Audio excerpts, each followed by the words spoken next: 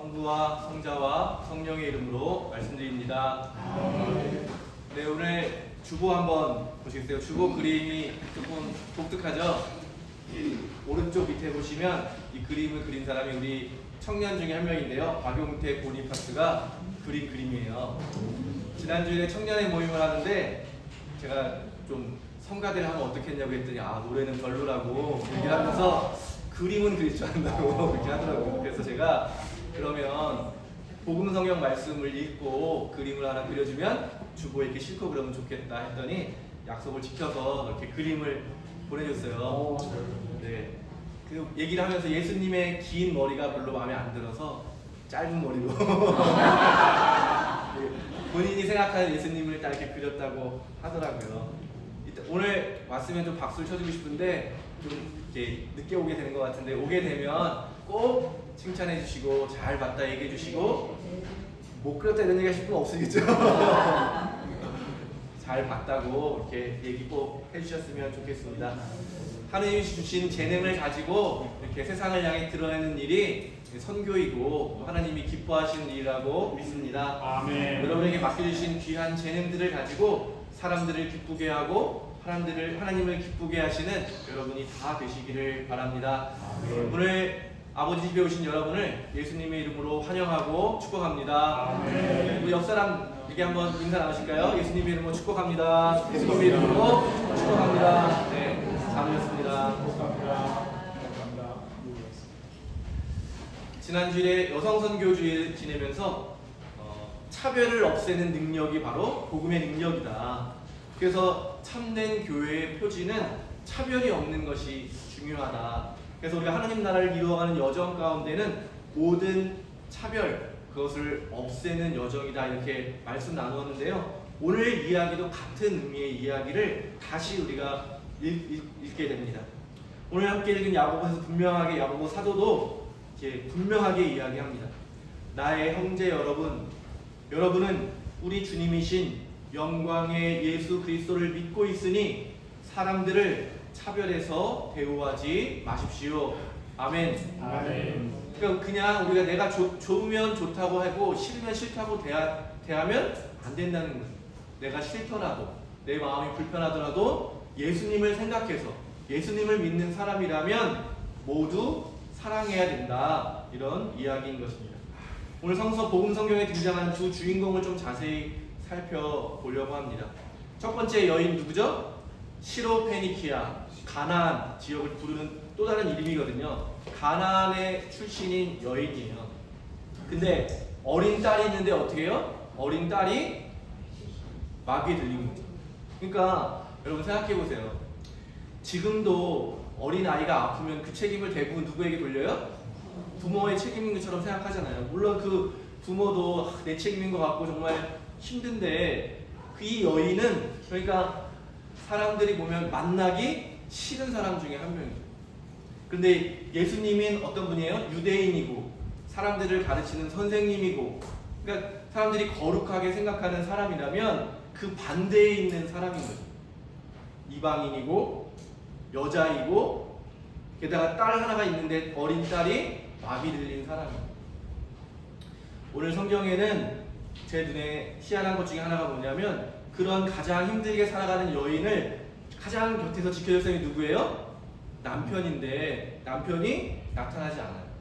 물론 남편이 그냥 그런 여인을 버리고 떠날 수도 있고 오늘 나오지는 않지만 예수님을 만나러 가봐야겠다라고 하는 그녀에게 가봐야 소용없다. 만나지도 못하고 만나봐야 그런 유대인이고 선생님인 그런 분이 우리 처지에 관심이나 갖겠냐 이런 말을 했을 수도 있겠죠.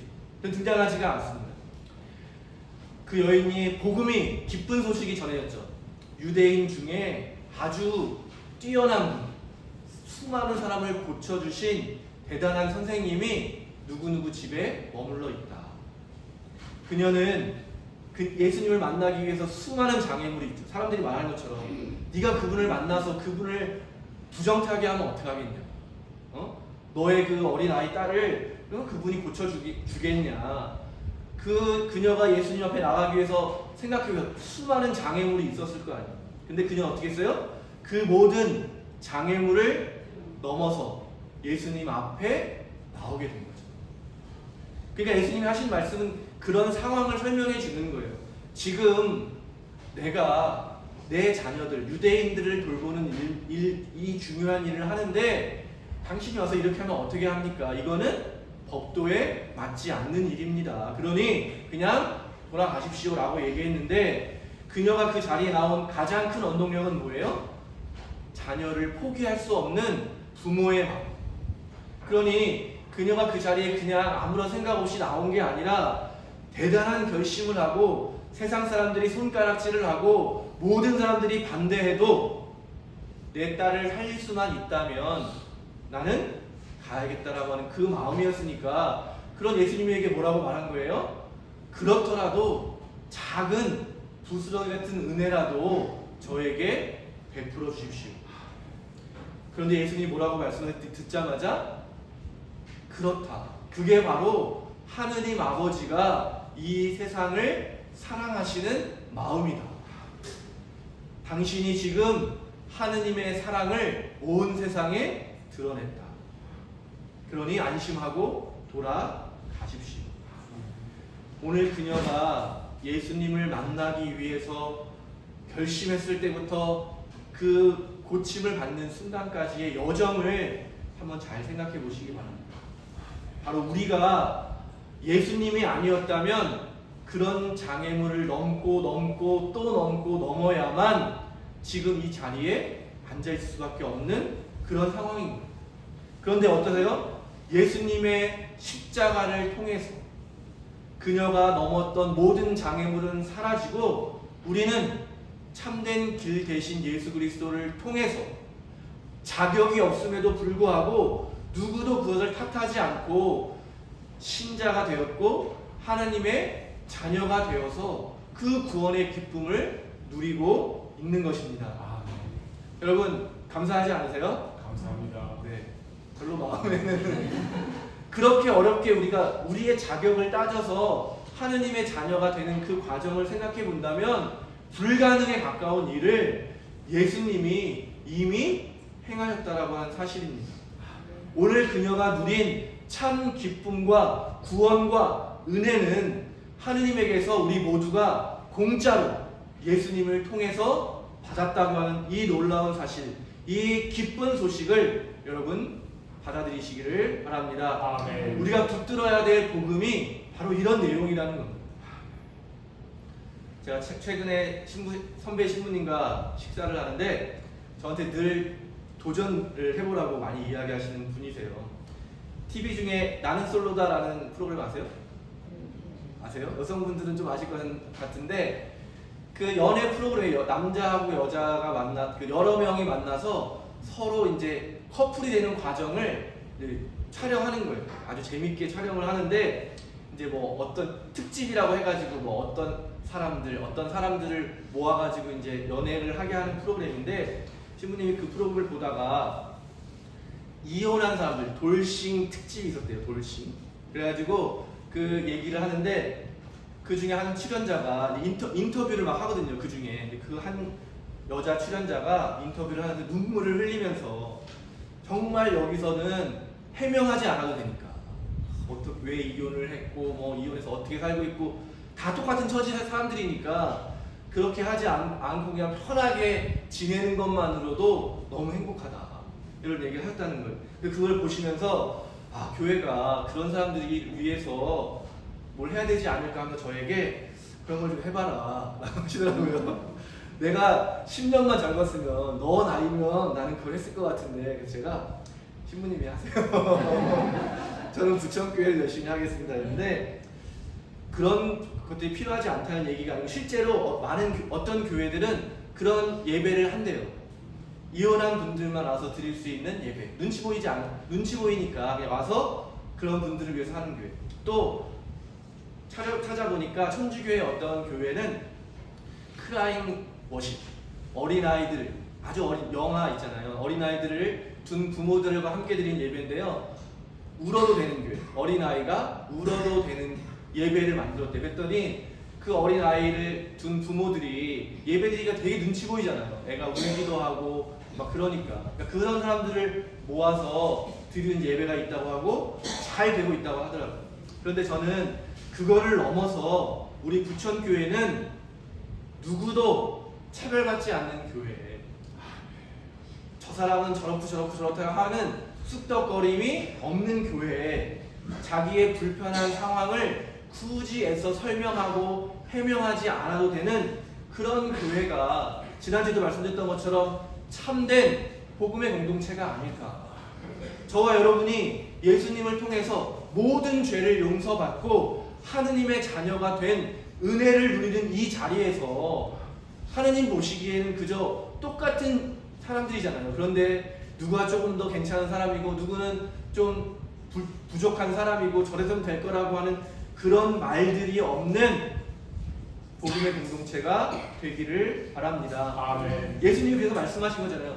옳다. 정말 하느님은 이 세상의 모든 사람들을 하나도 빠짐없이 다 사랑하신다.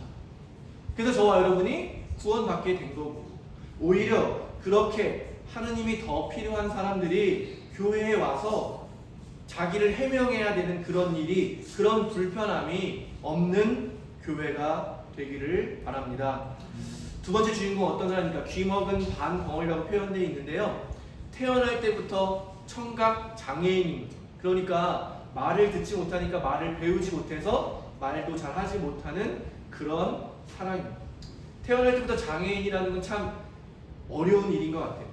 제가 성직자가 되고 포천 나눔교회에서 한 2년 동안 일했는데요. 그때 장애인들과 함께 일했어요. 근데 주로 함께 활동했던 장애인들은 뇌병변 장애인인데요. 뇌 기능에 이상이 있는 분들이에요.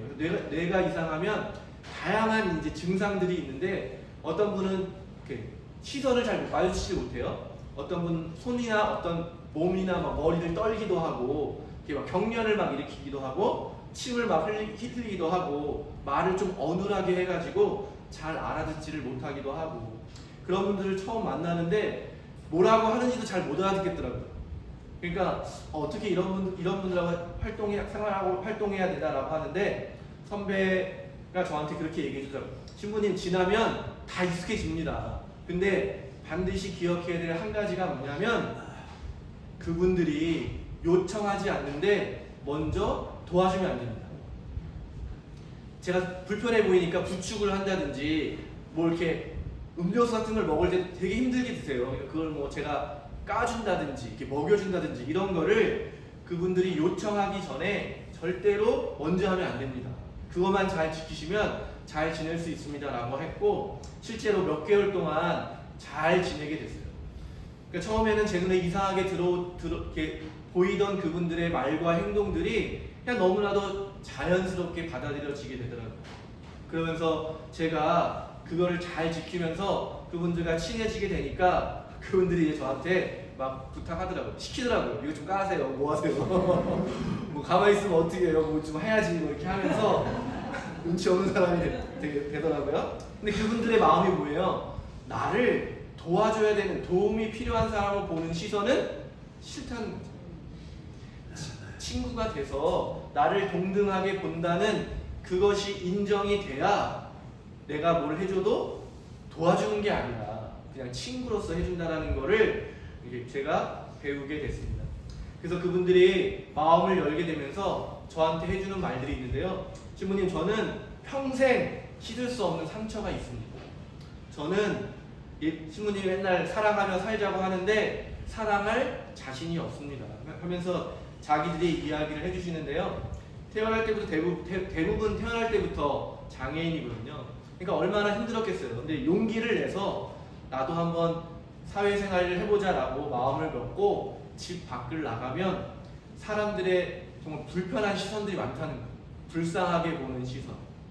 그리고 정말 왜 나와가지고 나까지 불편하게 하냐라고 하는 차별의 그런 눈빛들. 또 다 한 번씩 경험이 있더라고요. 엄마들이 너 말 안 들으면 커서 저렇게 된다, 이런 말들을 다 들었다는 거예요. 그런데 그때 도망치지도 못하고 그 모든 것들을 견뎌야 되는 자기 자신이 너무나도 밉다는 거예요. 그런데 그런 상처를 받은 사람들이 치유되는 일은 뭐냐면, 제가, 장애인이 아닌 제가 그들에게 똑같이 눈높이가 돼서 그들과 함께 친구가 되어주는 일, 그들을 도와줘야 되는지 그들이 뭘 할, 그런 것들이 아니라, 차별과의 시선이 아니라 그냥 내 가족을 대하듯 내 친구를 대하듯 대할 수 있는 마음이 있다면, 그래야 그분들이 밖에 나와서 그 시선으로부터 자유롭지 않을까. 오늘 예수님이 그 장애인을 고쳐주면서 뭐라고 했어요? 에파타, 열려라 말씀하셨는데, 이 말씀이 저에게는 저의 닫혀있는 시선들, 제 닫혀있는 마음, 제 닫힌 생각을 먼저 열고 그들을 똑같은 사람으로 봐야 된다라고 하는 말씀으로 저에게는 들리게 되었습니다. 그래서 오늘 예수님이 열려라 라고 말씀하셔서 그 장애인이 회복되었고, 그를 바라보던 불편한 시선들 가진 사람들의 생각과 마음과 시선이 열려서 그 마음과 마음이 만나는 거예요. 시선과 시선이 마주하게 돼서 관계를 맺게 되는 일이야말로 기쁜 소식이라는 거예요. 공동체를 이뤄가는 조건이 되는 것이고, 누가 어때서가 아니라 어떠하더라도 우리는 하느님의 귀한 자녀입니다. 그런 마음으로 서로의 마음이 만나서 생긴 게 뭐예요? 바로 교회인 것입니다. 하느님의 사랑으로 열린 마음을 가지고 서로를 축복하고 서로를 돕고 서로 사랑하며 그렇게 모인 우리가 바로 참된 교회인 것입니다. 오늘 이 두 사람의 이야기를 통해서 우리에게 하나님께서 보여주기를 원하시는 것이 무엇입니까? 자격 없는 우리가 하느님의 은총을 받게 되었다. 그러니 그 하느님의 시선으로 다른 사람들을 바라보고 대하면서 관계를 맺어가라. 그러면서 하느님의 나라를 이루어 가라고 오늘 하느님께서 저와 여러분에게 말씀해 주시는 줄로 믿습니다. 아멘. 우리의 마음이 열리게 되기를 바랍니다. 아멘. 우리의 시선이 더욱더 열려지게 되기를 바랍니다.